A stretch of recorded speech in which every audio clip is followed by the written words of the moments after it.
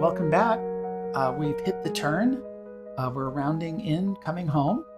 We're on the third of 4 lectures. This one is called Sudden and Gradual. There were major issues going on in Japanese Buddhism at the time of Honen and Shinran. And it was the relationship between practice and awakening. So, if everybody has Buddha nature, then why do we need to practice? This also was a big question for Zen Master Dogen that we talked about. Why do you have to sit in meditation if you've already have a Buddha nature and perhaps you're already a Buddha? There's an idea too of original enlightenment, that everyone's originally enlightened and yet it's covered over. And you'll hear this sometimes in the Tibetan tradition. So Dogen travels to China and he discovers that, like I've mentioned earlier, is that the activity of sitting itself is awakening, that it's Buddha activity, that when one sits, one is realizing their awakening. So this is how Dogen come to understand it, that practice itself is enlightenment. So it's a thing that one does. It's not something that one reaches. And so another way of looking at this too, in the Jodo Shinshu tradition, the Pure Land tradition, is we gradually practice, we listen to the teachings, we read the sutras, we chant, we listen and say Namo Amida Butsu.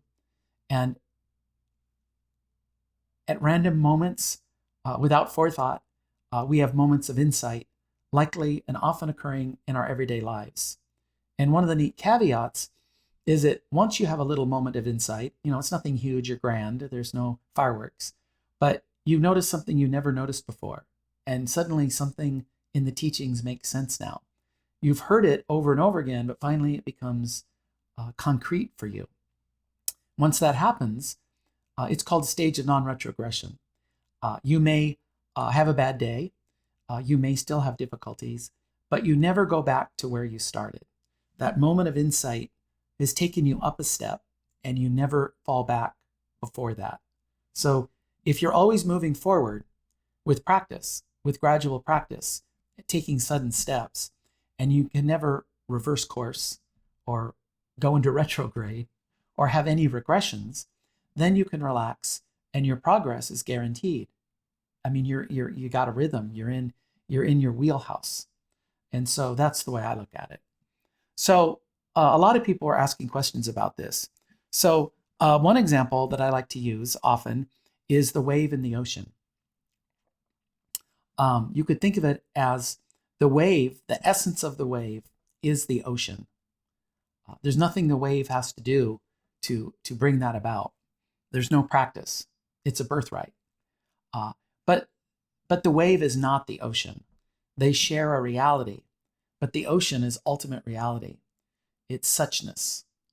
And so as waves, we're kind of unaware of this depth in our life. We see ourselves as a self-identifiable, self-sustaining, independent actor in the world. I am a wave and there's other waves. And we kind of live on the surface of this vast, deep, profound spiritual ocean, thinking about ourselves and the progress we're making. And we're always looking to the horizon, maybe worrying about death or a promotion. We're quite concerned about time. But when the wave realizes it's one, that its essence is one with ultimate reality, there's transcendence there. You transcend everyday thinking. Your perspective is fundamentally changed, and yet you're still a wave. And so we manifest form when we're born, and we return back to this vast ocean of ultimate reality when we die, but we can feel a timeless truth even while we're a finite wave. So the finite is interpenetrated or sustained by the infinite. And so we realize this truth through practice. That's why we practice, because we're oblivious to it unless we quiet our minds and breathe and still ourselves a bit and look deeply for meaning that kind of transcends the surface everyday life. So you can be an everyday wave and yet still be sustained by the ocean. So now we have both. We can be both monk and lay in our everyday lives.